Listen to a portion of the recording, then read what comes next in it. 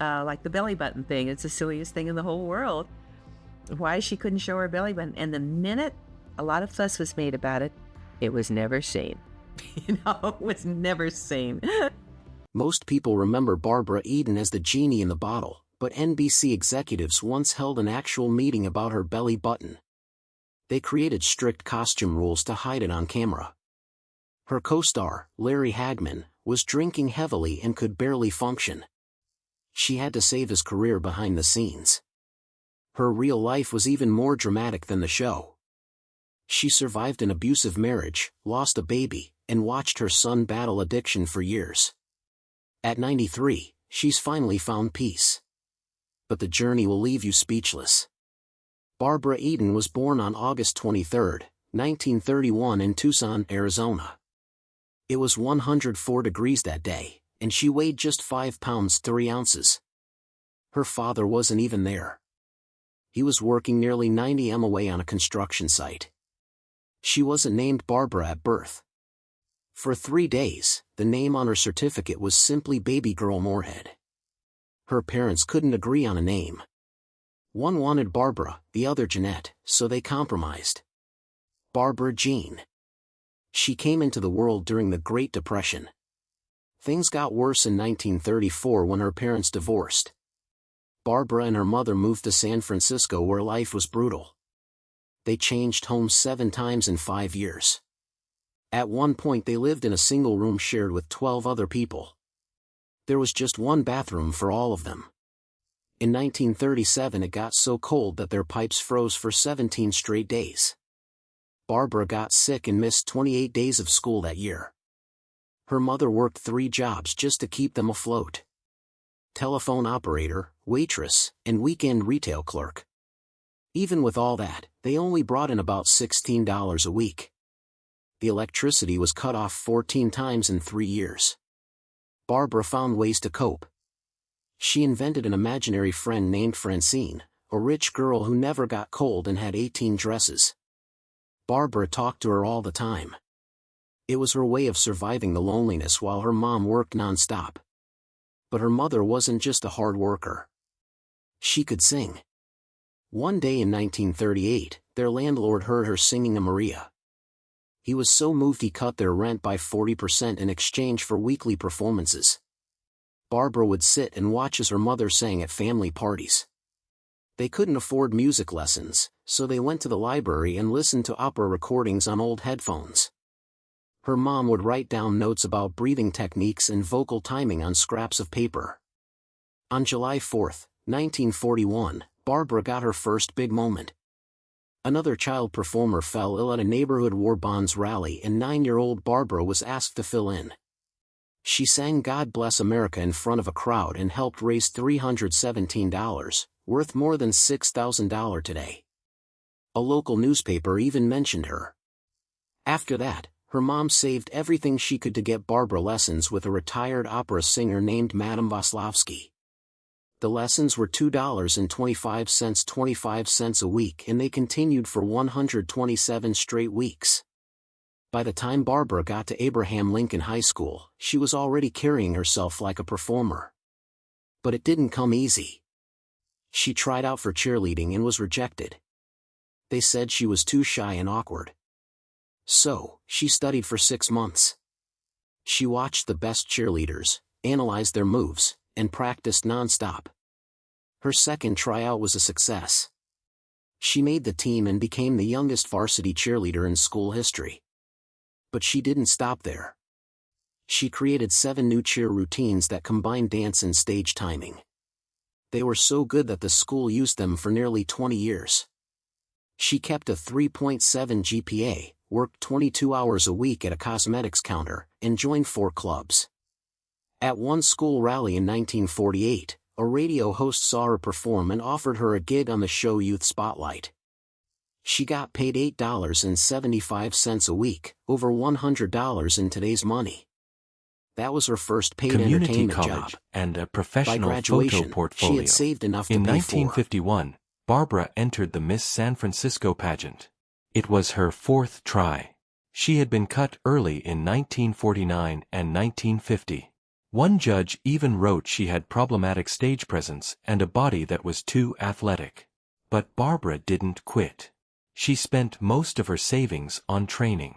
She walked with encyclopedias on her head for over a year. She learned how to move like a model, how to own a stage. The 1951 pageant was the biggest yet, with 86 contestants and a diamond crown worth $3,500. For the talent section, Barbara performed stormy weather with her own lighting setup, which she paid for herself. $165 worth almost 2 months of wages. She won. That crown didn't just bring a title, it brought exposure.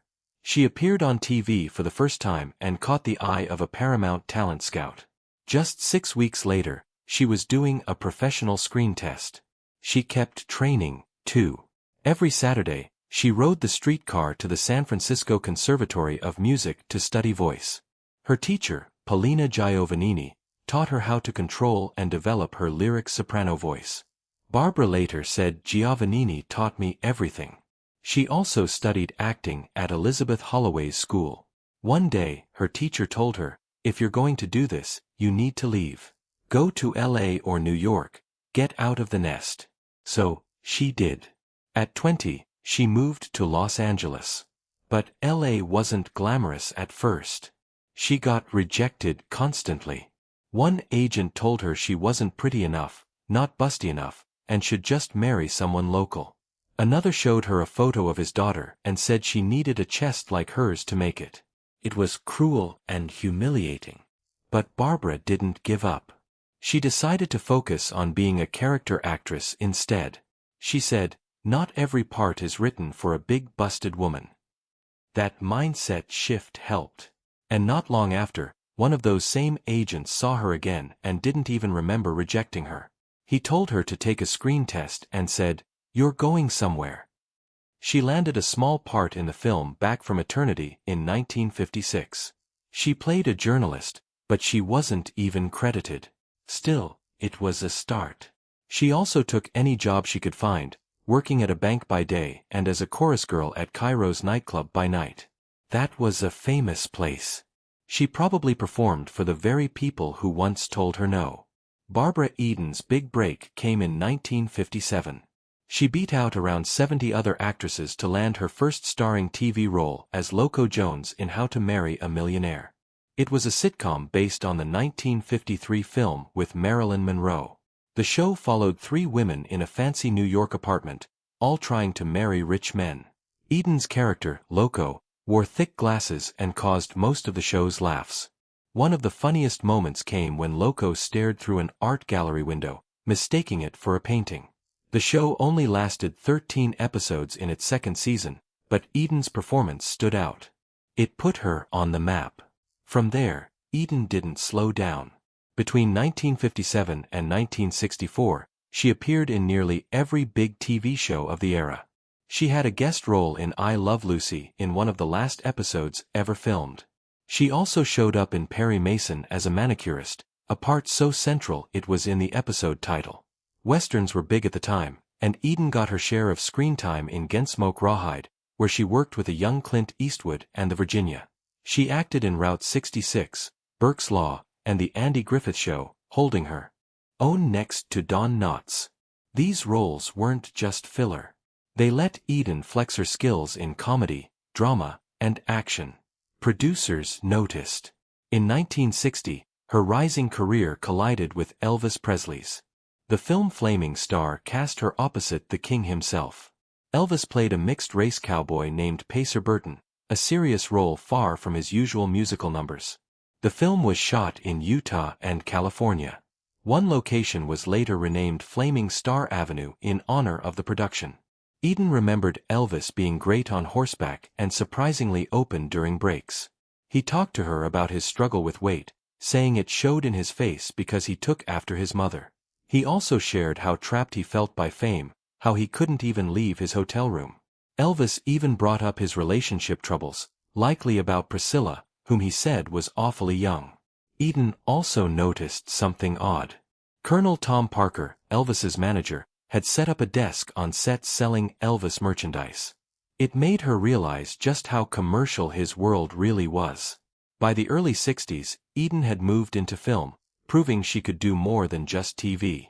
In 1961, she starred in Voyage to the Bottom of the Sea, a sci-fi movie about a nuclear submarine trying to stop Earth's destruction. The movie was a hit. It made $7 million at the box office on a $1.58 million budget. In 1962, she took a role in The Wonderful World of the Brothers Grimm. MGM borrowed her from 20th Century Fox, which was common back then. Originally, another actress, Yet Mimo, was going to play Eden's part, but casting changed. In 1964, Eden appeared in 7 Faces of Dr. Lao, where she played a widowed librarian in a fantasy world created by a magical circus. That same year, she added more films to her resume, including 5 Weeks in a Balloon, The Yellow Canary, The New Interns, and Ride the Wild Surf. She was everywhere, and Hollywood had clearly taken notice. Then came The Brass Bottle in 1964. It was a goofy fantasy movie where a man finds a genie in a bottle. Tony Randall played the man. Burl Ives was the genie.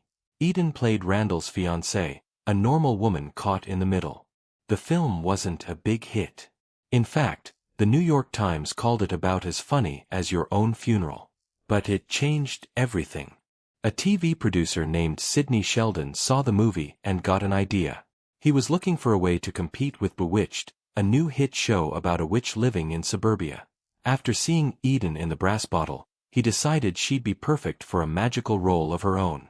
In 1965, Sheldon began casting for I Dream of Jeannie.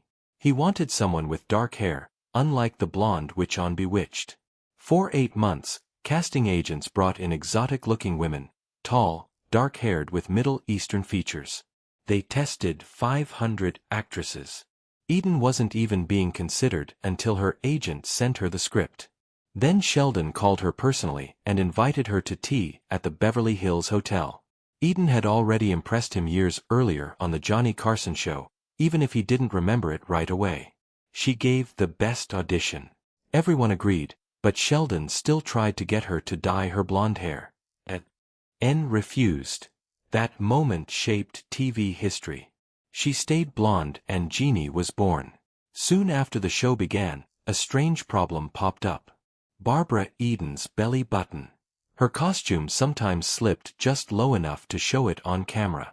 At first, no one cared, but when a reporter visited the set and joked with Eden about revealing her navel, it sparked a media frenzy. The reporter wrote a piece calling it the unseen navel. And suddenly, everyone was talking about it. Other shows made fun of the situation. Logan, a comedy sketch show, even planned a joke about it. That's when NBC stepped in. Executives held an actual meeting to discuss Eden's belly button. From then on, strict rules were put in place. Eden had to wear multiple layers under her costume, tights, panties, and a bra to ensure nothing would show. She later joked, "Other people are known for very glamorous parts of their body. I've got a belly button." Behind the scenes, things weren't always light-hearted. Eden had a tough time working with her co-star Larry Hagman. Their on-screen chemistry hid a real struggle. Hagman was unhappy and had started drinking heavily. Eden said he was always professional during filming, but off-camera things were tense. By season 3, his drinking was a real issue. NBC considered replacing him. Eden stepped in and defended him. She told producers he's the best person for that part. She believed in him. Later, Hagman thanked her for saving his house. Still, he struggled. He got jealous of other actors and once admitted to Eden that she scared him during their first scene. Despite everything, Eden believed they were meant to work together, even if it wasn't always easy. When I Dream of Jeannie ended in 1970, Barbara Eden knew she had to move fast. She'd become a household name. But the risk of being stuck in that genie costume forever was real. So instead of jumping into another sitcom, she tried something completely different. In 1971, she starred in a psychological thriller called A Howling in the Woods alongside her old co-star Larry Hagman. It was a dark, dramatic role. No magic, no comedy, just tension, mystery, and a woman haunted by strange noises in the night. It was shot in Lake Tahoe and Dayton, Nevada. And just like that, Barbara Eden started rewriting her image. She worked on a couple of pilots, The Barbara Eden Show and The Toy Game. Neither made it to series, but they weren't failures. They were stepping stones. Eden was testing ideas, showing casting directors she could be more than Jeannie. In 1977, she played in Stone Street, Who Killed the Centerfold Model, diving into the murder mystery genre. Again, no sparkle or ponytail, just grit and suspense. Slowly, she was showing the world she could do more. Then came a surprise hit. In 1978, Eden starred in Harper Valley PTA, a movie based on a country song. She played Stella Johnson, a bold single mom taking on her town's petty school board. It was sharp, funny, and Eden crushed it. The movie was so popular it turned into a TV show in 1981. She didn't just reprise her role, she had fun with it. In one episode, she wore a blue and gold Jeannie outfit just for laughs. In another, she played two characters, Stella and her cousin Della, just like she once did with Jeannie and her evil twin. The series was a hit right out the gate. In its first season, it won 11 of its 13 time slots. It later got renamed to just Harper Valley. Around this time, Eden also became the face of Legs Pantyhose. You could find her in magazines, TV commercials, and print ads across America. She was everywhere again, but this time on her terms. But her life wasn't all scripts and spotlights. In 1958, she married actor Michael Ansara. They'd met on a blind date arranged by her publicist to break off a former relationship. They clicked instantly and skipped the Halloween party they were supposed to attend. They married soon after, and Eden later said he was the love of my life. They struggled for years to have a baby, and finally in 1965 she got the news. On the same day Jeannie was picked up by NBC. She was pregnant. The producers hid her growing belly behind props and veils. Matthew was born that August. He was her miracle. But joy didn't erase their struggles.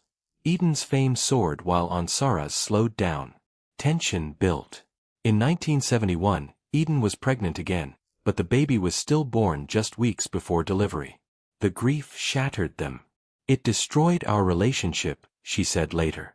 In 1974, after 16 years, they divorced. To make things worse, Eden lost custody of 12-year-old Matthew. He stayed in California with his dad while she moved east. I cried a lot, she said. Not long after, she was cast in a guest role on I Love Lucy. Desi Arnaz pursued her behind the scenes. He followed her around during rehearsals and she had to hide just to avoid him. He popped up wherever I went, she recalled. I'm not approved, but married men are out of bounds to me.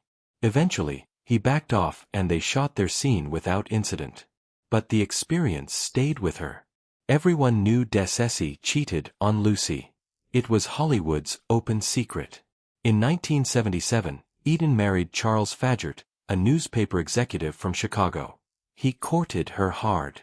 Flowers, love notes, charm. She moved to Chicago and left her son behind again. Their condo was glamorous. The life wasn't. Fagert drank heavily and used cocaine. He ran with a fast crowd and wanted to maintain his playboy image. The marriage became abusive. Eden walked away in 1982. It was a 5-year disaster. She returned to Los Angeles in 1983. Matthew was now a teenager and she barely recognized him. He was moody, withdrawn. Teachers raised red flags. Friends suggested a drug test. The result was positive. Eden was crushed. She hadn't seen the signs. Matthew denied everything. She described that time as total heartbreak. From then on, her life revolved around saving her son. For 14 years, it was rehab, relapses, and brief moments of hope.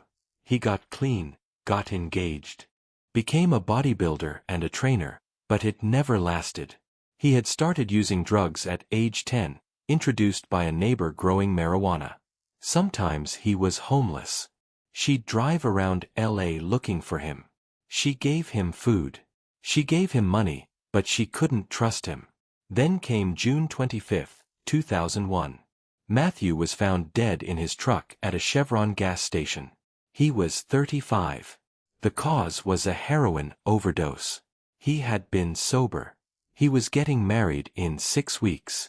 Eden was helping him plan the wedding when she got the call. She collapsed. Even though he was 35, he was still my baby. She said the grief was endless. She cried every day for years. After becoming a global icon in I Dream of Jeannie, Barbara Eden had to prove she was more than a single role. That wasn't easy. People couldn't see past the Jeannie bottle. But in 1990, she shocked audiences by joining Dallas, one of the most watched TV dramas at the time. She played a fierce billionaire named Leanne Daga. It was a completely different side of Barbara.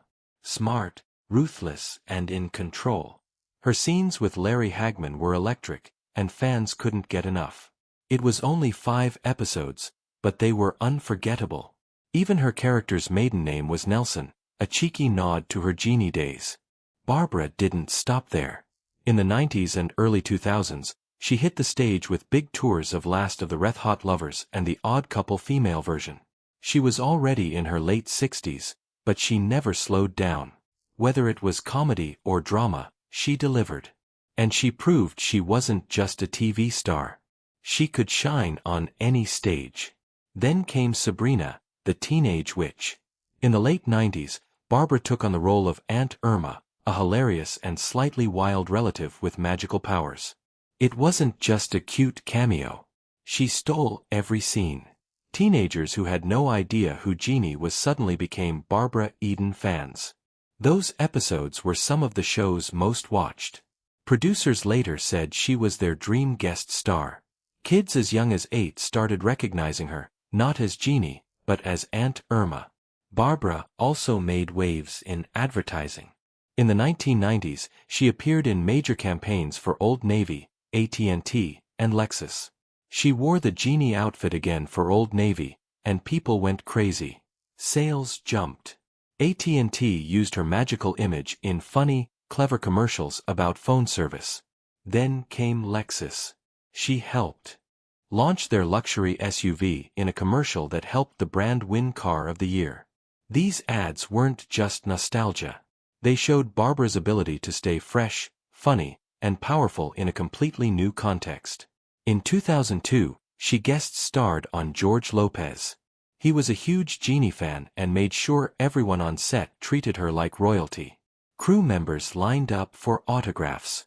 She was professional, kind, and even improvised lines that made it into the show.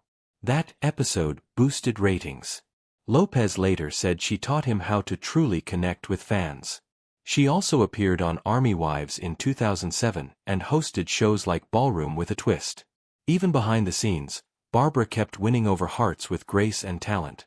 But behind the fame was a long personal journey. In 1991, she married Jonna Holtz, an architect and real estate developer. It was her third marriage, and this one changed everything.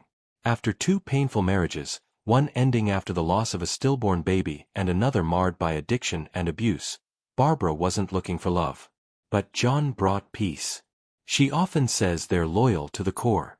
They've traveled the world together, visiting places like China and Africa.